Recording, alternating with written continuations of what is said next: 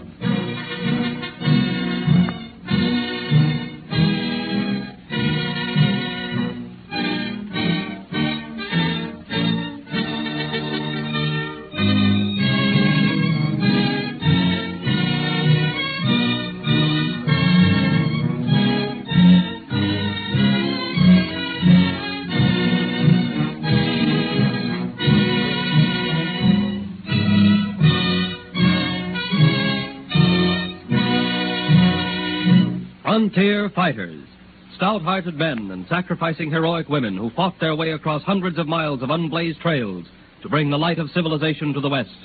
Among the many valiant pioneers who have entered the Valhalla of the Great, we must place the life and accomplishments of Stephen Fuller Austin, the father of Texas.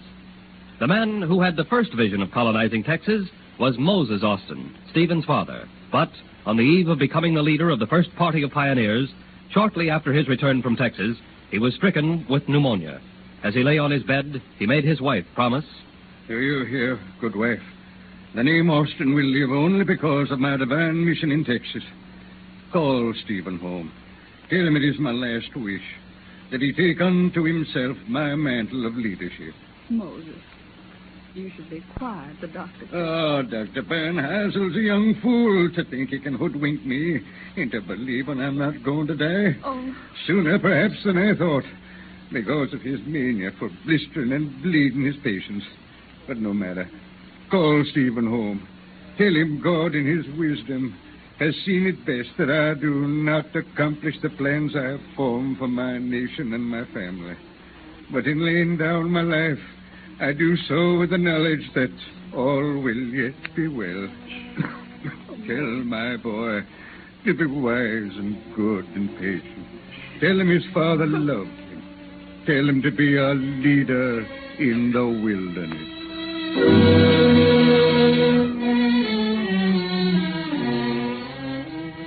When Stephen F. Austin was called home to receive the burden of his father's last words, he was only 28 years old.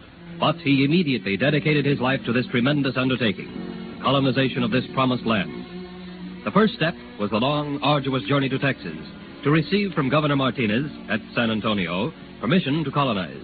Said the easygoing Mexican Excellency, I recognize you as your father's heir, Senor Austin, and I grant you permission to establish a colony, explore lands on the River Colorado, sound the river to its mouth, introduce provisions, tools, and farming implements duty-free through the port of San Bernard. Your Excellency is very kind. In return, I shall vouch for the good character of the immigrants, admit none without letters of recommendation from their previous places of residence. Very excellent, Senor. And until the government can organize the local administration, all immigrants must be governed and be subordinate to you. We need more people in this country. Of course, as your father became a citizen of Mexico, so must you. And the immigrants will take an oath of allegiance to our government. So it shall be, Your Excellency. And you have my promise none will violate this trust. Bueno. Before we sign the paper, a little vino. Gracias, senor.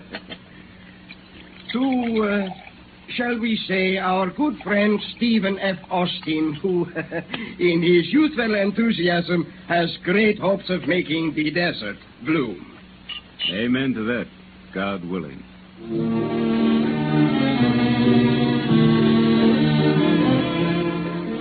the moment that the notice which Austin posted in Louisiana had been read, it caused a great stir. Speculation ran rife. Suddenly, the cry of immigration was in the air. The entire scheme appealed to the American sense of adventure. In New Orleans, scores crowded around the notice. Well, it looks all right to me. Looks like that young Austin's got a good thing there for us. Well, you married men ain't going tracing off nowhere unless your wife says amen to it. By thunder, she's right. And a plucky little woman she is to speak her mind. I hope we'll be neighbors, ma'am, in that new land of Texas. I'm signing up now. Wish I was married. I'd get 920 acres instead of 600. Well, for once, children is a help instead of a hindrance. We get 160 acres extra land for each child, and I got 4. I guess I'll get me a wife. Widow preferred. Widow with 6 children more preferred. And own some real acreage out there in Texas.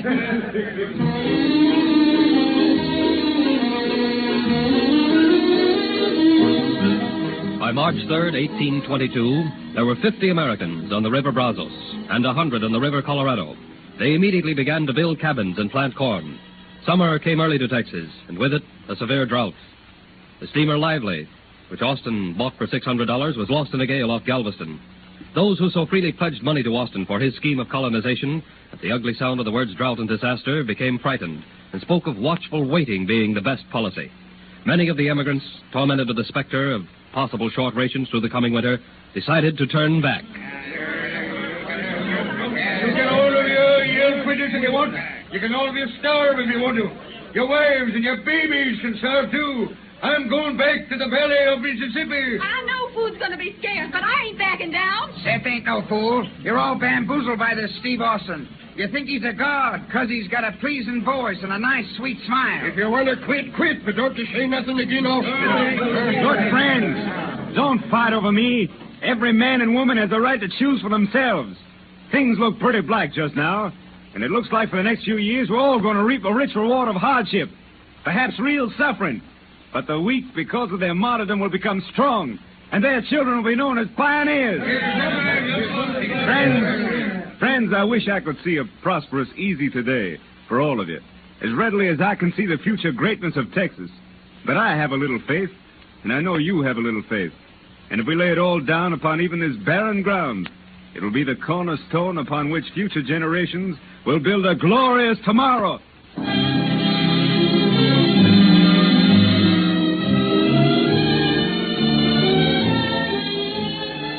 At the very moment when his first colonists were torn by strife and dissension, Stephen Austin withheld from them the last straw which would have broken the faith of even his most ardent supporters. Mexico City suddenly decided that Governor Martinez had exceeded his authority in giving Austin the right to distribute lands, appoint judges, or in any sense make decisions.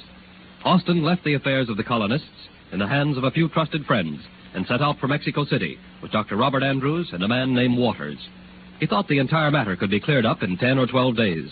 Appearing before Congress then assembled, he presented his plea. An authority originally granted by Governor Martinez, we will explore the coast of Texas, present to the government a map and description of the bays and channels, organize, arm, and equip settlers, and hold them at all times ready to march against Indians or other enemies of the province.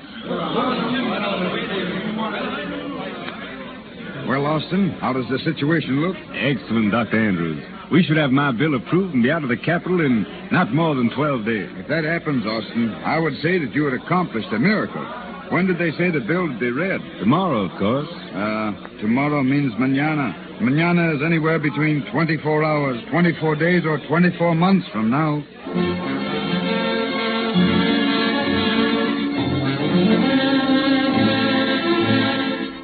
Typical of affairs in Mexico, there was a political issue brewing, even as Austin presented his bill. The Republicans hated the man who was their ruler, General Iturbide, and within less than 12 hours, a crisis was reached. Austin, wake up. Huh? Wake up, Austin. Wake up. What's the matter? What? There's fighting going on in the street. Waters. Yes? Let's barricade those windows. We may have to fight for our lives. All right, Andrews. Well, Austin, think we'll leave the capital in 12 days now? I can't understand it. When I appeared before Congress yesterday, there was no sign of a revolution. Well, judging by the number of soldiers crying long live Iturbide, looks like we'll have an emperor by morning. Andrews, don't say that. What future will American colonists have under an emperor? By the time we get out of this city, if we're still alive, will there be any American colonists left in Texas to worry about an emperor?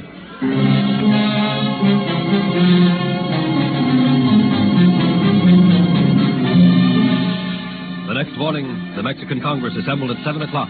The mob filled the halls. The soldiers shouted for an emperor, and before many hours of deliberation had passed, a general had resigned, and an emperor took his place. Iturbide became Augustine I.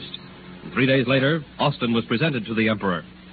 I beg your majesty to accept my services and my loyalty. You have a memorial, a bill before the Congress to be given powers of colonization in Texas.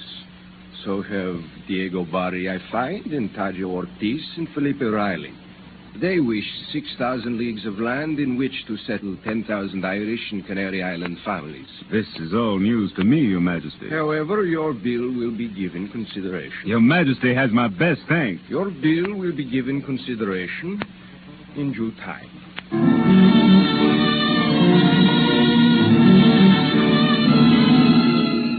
Weeks went by, then months dragged on. Word came to an already harassed, tortured Stephen Austin. One by one, the colonists were going back to their old homes. Months lost. 7 months. The bill was modified. It was read again. It was defended on one side and disputed on the other. Austin wrote one frantic letter after another to Texas. Be brave. Have faith. Be loyal to the ideal. I am fighting for your rights. Then the horrible words reached the ears of the people of Mexico that Augustine wished to abolish a constitutional monarchy and make himself absolute. Congress was again in an uproar, and the bill put aside. Almost a year to the day that Austin arrived in Mexico City, the emperor abdicated. Once more, the Americano pressed Congress for immediate action, and this time he got it. Arriving in Texas, he picked up the threads of his dream of colonization. Stephen Austin, I've come to one conclusion. You're a brave man. You mean to start all over again? Andrews, if I didn't, I'd admit to myself I'm a failure, and I can't do that. Tomorrow the work begins. Bills will be posted everywhere in the United States. In the spring, I'll have the land surveyed, lots laid out, town sites planned. This time it will go through. And so your father's dream will come to pass. Yes. His dream for me was to be a leader in the wilderness. But now I'll lead these people who believe in Texas out of the wilderness, and God willing, into the promised land.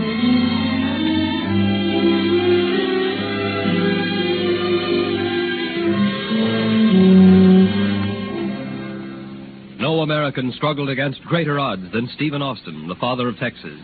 And by his example, other Americans laid cornerstones upon his faith. And today, because of this great pioneer and patient idealist, the Lone Star State is one of the most brilliant stars in the crown of the Union. And so ends a vivid chapter in the life of Stephen Fuller Austin, a truly great frontier fighter.